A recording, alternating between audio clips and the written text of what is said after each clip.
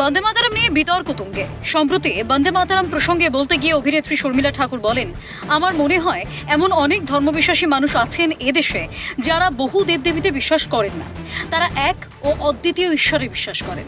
সে কারণেই তার মত এই গানের প্রথম দুটি স্তবক গাওয়া উচিত। वंदे मातरम के जो स्टैंजा है वो वंदना करते हैं मेनी गॉड्स। आप पढ़ेंगे उसको तो आपको पता चलेगा, उसमें all the gods are mentioned by name. तो वो जो एक रिलीजन में विश्वास करते हैं उनके लिए मुश्किल है कहना कि वंदे काली, वंदे दुर्गा, वंदे, मुश्किल है। तो इसीलिए अगर इंडिया में जितने रिलीजन के लोग हैं उसको अगर हम इकट्ठा साथ लेके चले तो पहला 2 स्टैंजा इज वेरी। অভিনেত্রীর মন্তব্যে তোষণ তোষামোদের প্রসঙ্গ প্রকট হয়েছে। এই প্রসঙ্গে বর্ষিয়ার অভিনেত্রী শর্মিলা ঠাকুরের বিরুদ্ধে সরব বিজেপি সাংসদ অভিনেত্রী কঙ্গনা রানাওয়াত।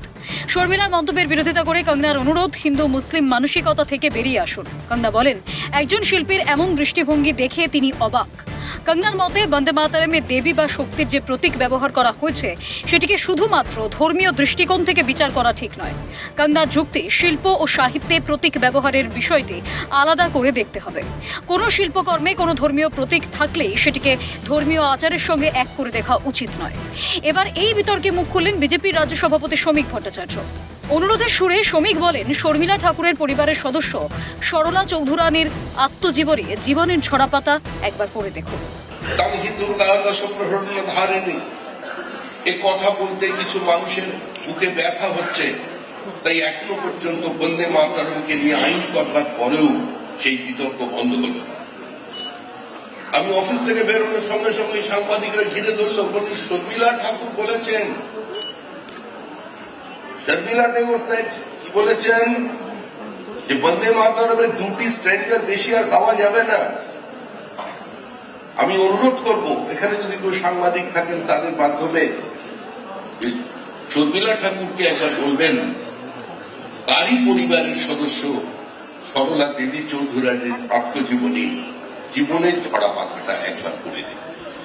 পাশাপাশি বন্দে মাতরম ইস্যুতে অভিনেত্রীকে আক্রমণ শানাতেও পিছু পা হননি বিজেপির রাজ্যসভার সাংসদ। শর্মিলা ঠাকুর তো বিরোধিতা করেছেন।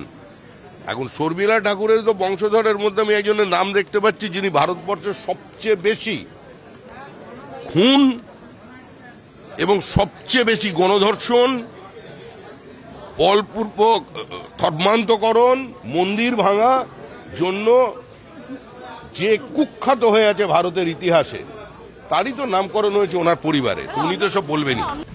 সব মিলিয়ে দেশ বন্দনায় বন্দে মাতরমের গুরুত্ব বাড়লেও কিছু মানুষ যে তাদের মানসিকতার পরিবর্তন করতে পারছেন না, তা শর্মিলা ঠাকুরের এই মন্তব্যে ফের স্পষ্ট হলো। এই ব্যাধির হাত থেকে পরিত্রাণ মিলবে কবে? এটাই যেন লাখ টাকার প্রশ্ন হয়ে দাঁড়িয়েছে। ক্যালকাটা নিউজ।